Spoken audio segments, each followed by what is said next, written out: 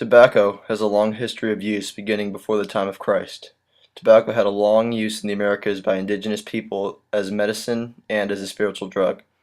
It became widely popular in Europe when the first Spanish explorers arrived as a recreational activity.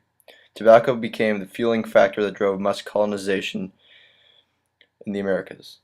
In 1609, John Rolfe was credited as being the first man to successfully cultivate tobacco in America.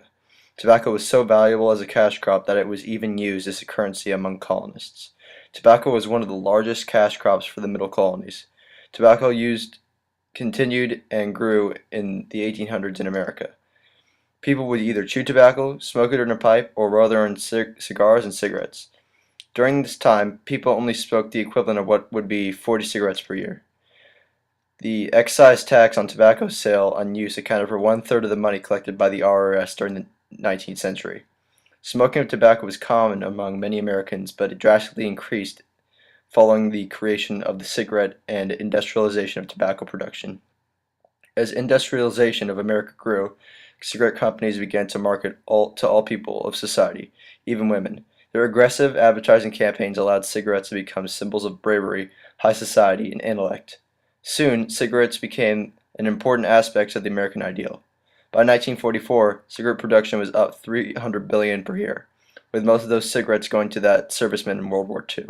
Then, after World War II, came the visual suggestion that cigarette smokers were the good guy. The smoker was tough, handsome, a private detective in a trench coat. The right cigarette became a sexual lure, attractive sweater girl pin-up beauties in the waiting hours of the handsome young men. One cigarette advertiser even conferred a kind of medical certification on smoking, claiming that more doctors smoked their cigarettes than any other leading brands. After strong advertising campaigns in the media and in Hollywood, society began to see smokers as heroes of the age, fighting pilots, healthy doctors, intelligent detectives. Famous actors like the Duke and Fred Flintstone portrayed cigarettes as an object of enjoyment and relaxation. The Duke helped associate cigarettes with his brave, dominant mentality. Many Americans fantasized about being the Duke because both Indians and Anglos thought being called a cowboy, or one of John Wayne's nicknames, often Dude or Duke, is a token of respect. Switch from Hots to Snow Fresh Filter. Cool. Cool, Snow Fresh, cool, taste so clean, so refreshing, smoke cool. As cool and as clean as a breath of fresh air. That's Snow Fresh Filter Cool. Smoke cool, cool. Your mouth feels clean, your throat refreshed. The finest leaf tobacco, mild, refreshing menthol, and the world's most thoroughly tested filter. That's Snow Fresh Filter Cool. Why don't you switch from Hots to the Snow Fresh coolness of cool? As cool and as clean as a breath of fresh air. America's most refreshing cigarette. Snow Fresh Filter Cool. However, the social acceptance of smoking began to change in the early 1960s. In 1964, the Surgeon General of the United States would report about the dangers of cigarette smoking. He said that the nicotine and tar in cigarettes caused lung cancer. In 1965, the Congress of the United States passed the Cigarette Labeling and Advertising Act. It said that every cigarette pack must have a warning label on its side stating, "Cigarettes may be hazardous to your health." By the 1980s, the tobacco companies had to come out with new brands of cigarettes with lower amounts of tar and nicotine and improved filters to keep their customers buying and to help reduce their fears. In the early 1980s, it was called the Tar Wars, because tobacco companies competed aggressively to make over 100 low-tar and ultra-low-tar cigarettes.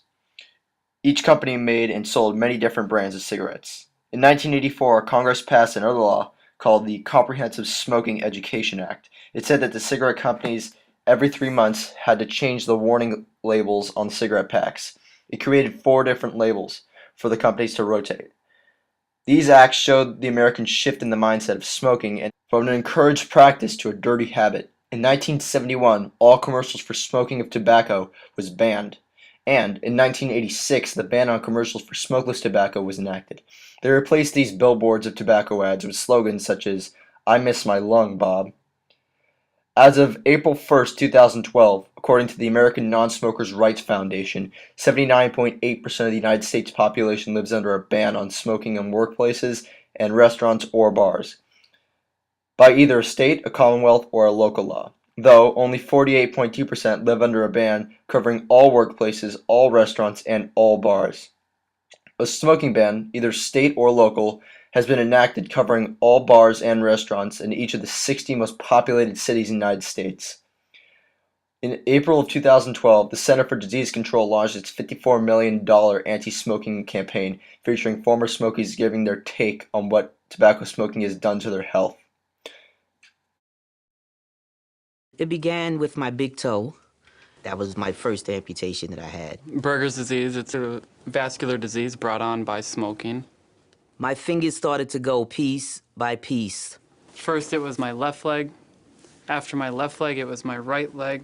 And so now I'm a double amputee, all from smoking. My tip to everyone is, don't believe that this can't happen to you, because it can. For America's entire history, tobacco has been a major part of the culture and economy.